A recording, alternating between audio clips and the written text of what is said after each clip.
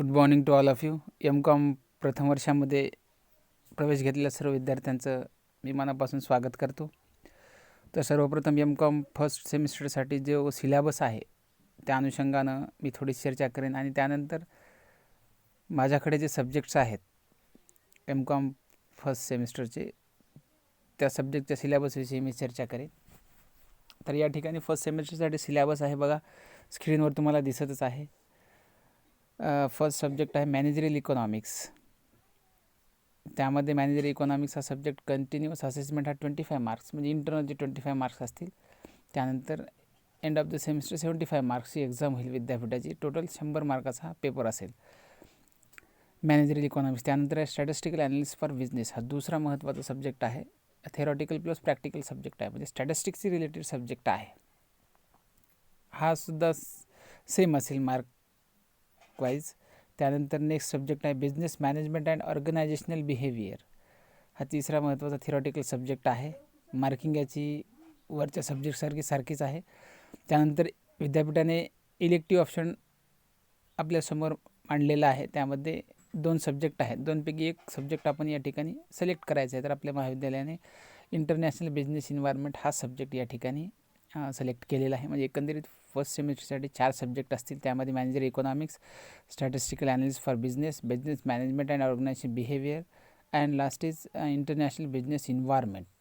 याचं 25 marks internal असेल आणि 75 मार्क्सची विद्यापीठाची एक्झाम होईल. पण आता सध्याच्या कोरोनाच्या परिस्थितीमुळे विद्यापीठाची एक्झाम डिस्क्रिप्टिव्ह न होता ही MCQ टाईप होईल अशा पद्धतीचं मागे सर्क्युलर आलेलं आहे. म्हणजे त्या अनुषंगानेच आपल्याला आता परीक्षेची तयारी करायची, कारण परीक्षा ही MCQ टाईप होणार आहे, मल्टिपल चॉईस क्वेश्चन्स. तशा पद्धतीनंच आपल्याला तयारी करायची आहे. ओके.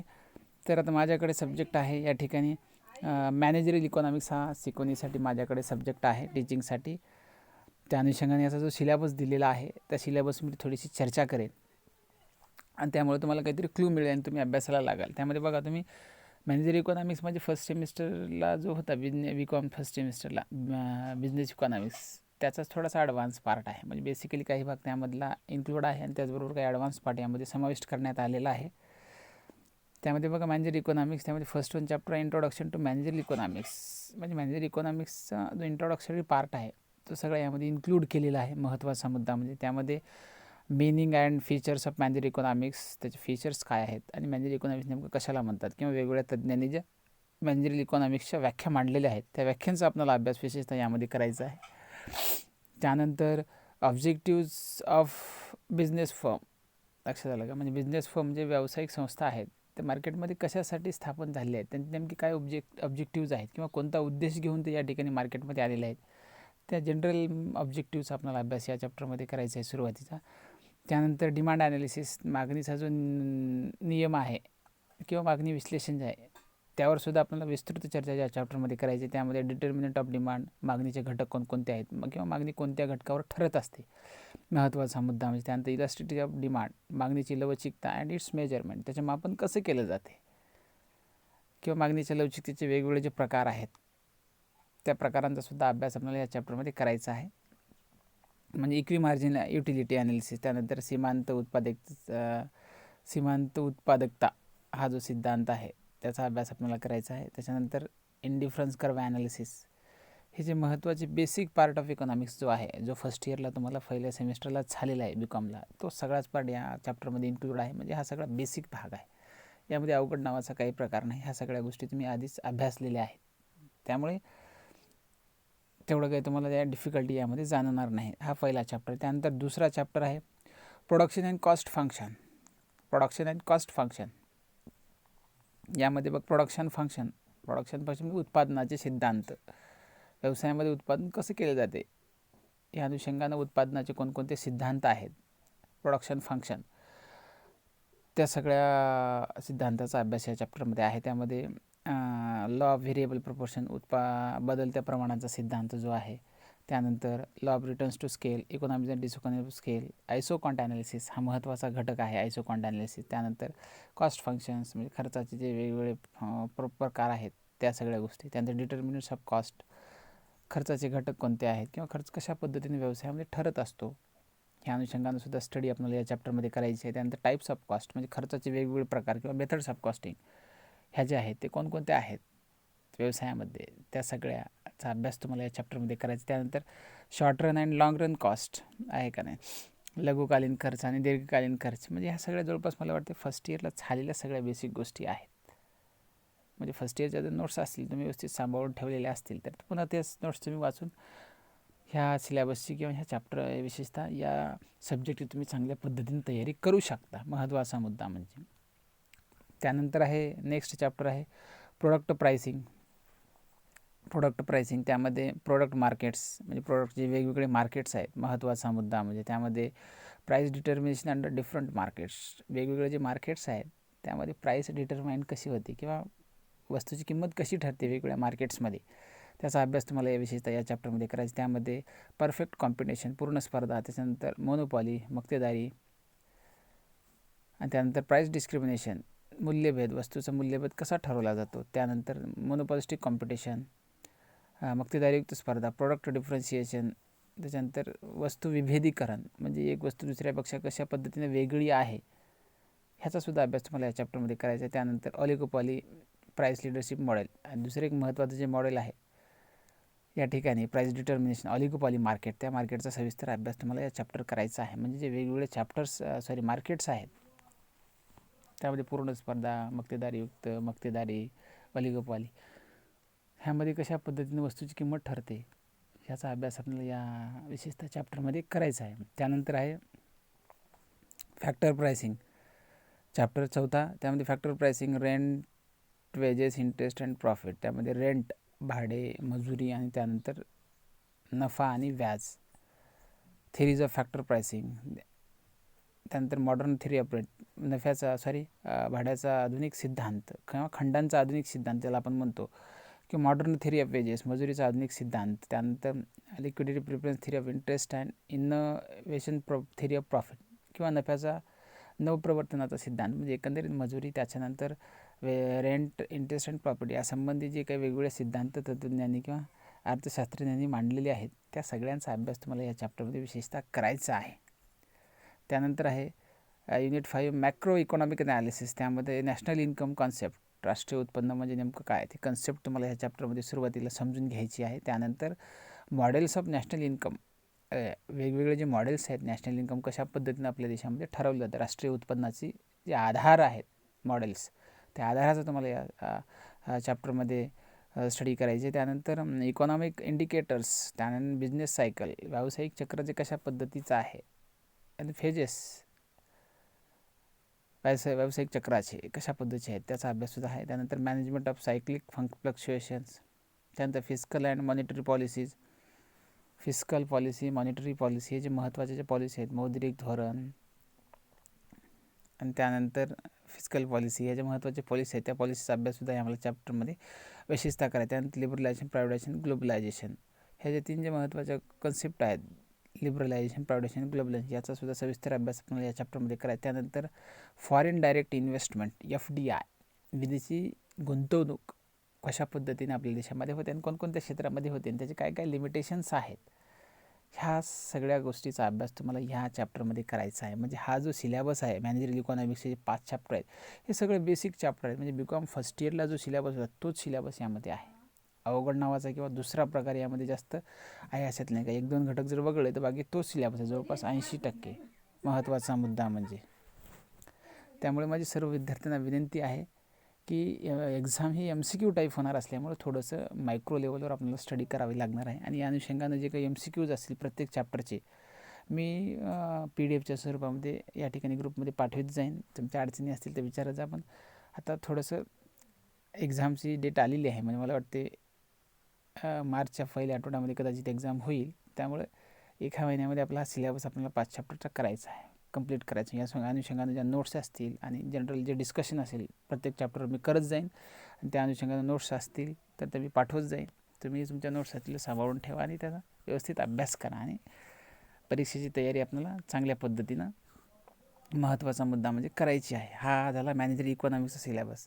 त्यानंतर दुसरा एक महत्त्वाचा सब्जेक्ट माझ्याकडे आहे, म्हणजे फर्स्ट सेमिस्टरसाठी 2 सब्जेक्ट टीचिंगसाठी माझ्याकडे आहेत. त्यामध्ये दुसरा सब्जेक्ट आहे business management and organizational behaviour. याच्या अगोदर जो आहे सब्जेक्ट आहे स्ट्रॅटेजिकल ॲनालिसिस फॉर बिझनेस. हा सब्जेक्ट जो आहे डॉक्टर कवडे सर घेतील. त्यानंतर business management and organizational behaviour हा सब्जेक्ट मी असेल. म्हणजे माझ्याकडे 2 सब्जेक्ट असतील, मॅनेजरी इकॉनॉमिक्स आणि BM अँड OB. त्यानंतर आता आपण ह्या business management and organization behaviour ह्या सब्जेक्टचा सिलेबस पाहूया. त्यामध्ये बघा तुम्ही युनिट फर्स्ट आहे ऑर्गनायझेशन. हा प्युअर थेरॉटिकल सब्जेक्ट आहे. हा सुद्धा ऑर्गनायझेशन म्हणजे संघटन. आता बिझनेस मॅनेजमेंट म्हणजे व्यवसाय व्यवस्थापन, जे BCom सेकंड इयरला होतं, प्रिन्सिपल ऑफ बिझनेस मॅनेजमेंट. त्याच्यामधला काही भाग यामध्ये आहे आणि काही ऑर्गनायझेशनल बिहेवियर म्हणजे ॲडव्हान्स सिलेबस यामध्ये समाविष्ट करण्यात आलेला आहे. म्हणजे 2 सब्जेक्ट एकत्रित करून हा सब्जेक्ट या ठिकाणी तयार झालेला आहे. त्यामध्ये ऑर्गनायझेशन, त्यामध्ये concept, features, theories of organization, ऑर्गनायझेशनच्या वेगवेगळ्या थेरीज कोणकोणत्या आहेत त्या अनुषंगाने सुद्धा आपल्याला स्टडी करायची आहे.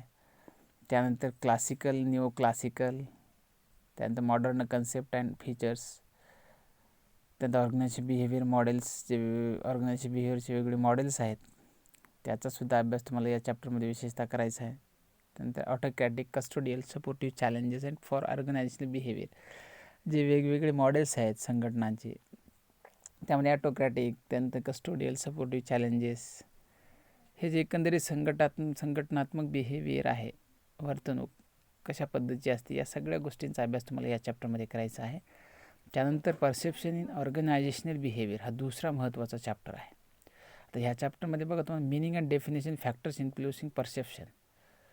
Meaning and definition of factors, जे फॅक्टर्स इन्फ्लुएन्स करतात परसेप्शनला. परसेप्शन म्हणजे आकलन, ऑर्गनायझेशन बिहेवियर म्हणजे संघटनात्मक वर्तणुकीला प्रभावित करणारे घटक कोणकोणते आहेत त्याचा अभ्यास आहे. त्यानंतर सोशल अँड पर्सन परसेप्शन, त्यानंतर application of perception in organisation and 6 ॲन्सेशनल बिहेवियर, जे वेगवेगळे मॉडेल्स आहेत 6 ॲन्सेशनल बिहेवियरचे, त्याचा अभ्याससुद्धा तुम्हाला या चॅप्टरमध्ये विशेषतः करायचा आहे, महत्त्वाचा मुद्दा म्हणजे. तर त्यानंतर युनिट थर्ड आहे group behaviour in organisation and leadership.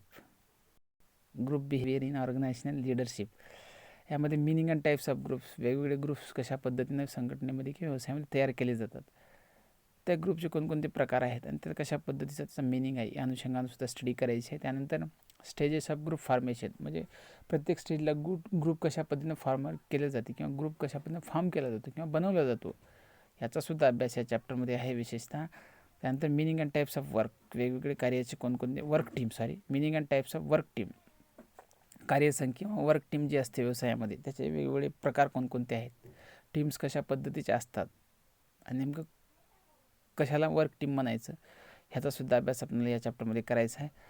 त्यानंतर क्रिएटिंग इफेक्टिव्ह टीम कशी क्रिएट करायची, त्यानंतर स्टाईल्स ऑफ लिडरशिप, नेतृत्वाचे वेगवेगळे जे स्टाईल्स आहेत, शैली आहेत, त्या शैलीचा अभ्यास करायचा. त्यामध्ये लिडरशिप थेरीज, त्यामध्ये ट्रॅट थेरी, बिहेवियरल थेरी, ह्याच्या वेगवेगळ्या थेरी आहेत लिडरशिपच्या, त्या थेरीचा अभ्याससुद्धा तुम्हाला आपल्याला या चॅप्टरमध्ये करायचा आहे. त्यानंतर मोटिवेशन हा चौथा महत्त्वाचा चॅप्टर आहे.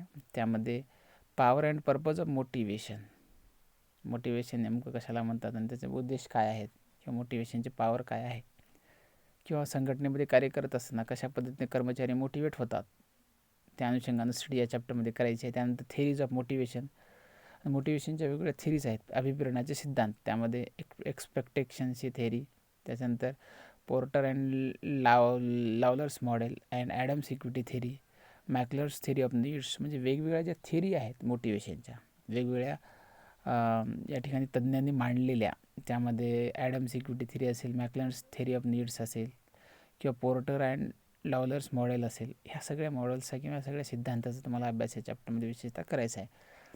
त्यानंतर unit 5 organisational conflict and stress management, ह्यामध्ये मिनिंग ऑफ कॉन्फ्लिक्ट म्हणजे संघटनेमध्ये कशा पद्धतीनं कॉन्फ्लिक्ट म्हणजे भांडणं होत असतात त्याचा मिनिंग समजून घ्यायचं आहे. त्यांच्या conflict process, functional and dysfunctional conflicts, त्याच्यानंतर conflicts at different levels, individual, interpersonal, group and organisational level, resolution of conflicts, त्याच्यानंतर preventive and curative attempts to resolve the conflicts, वेगवेगळे जे कॉन्फ्लिक्ट्सचे जे वेगवेगळे प्रकार आहेत आणि कॉन्फ्लिक्ट्स जे निर्माण झालेले आहेत व्यवसायामध्ये ते कशा पद्धतीने रिझॉल्व करायचे म्हणजे नाहीसे करायचे, या अनुषंगानं काही घटक आहेत त्या चॅप्टरमध्ये, ते अभ्यासायचे आहेत.